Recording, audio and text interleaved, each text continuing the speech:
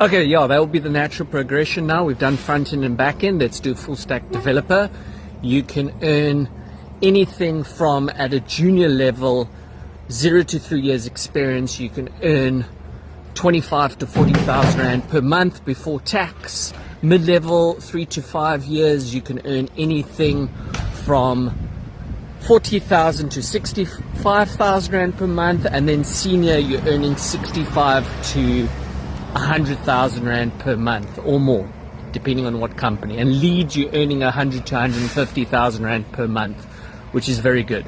So as a full stack developer, you're going to be responsible for the front end and the back end for web apps, essentially. Certifications, your AWS developer, your Azure developer, and then your Meta front end. And depending what back end language you do, you can do Python in the sense of your PCEP or your PCAP. School of IT offers all these courses. Check us out.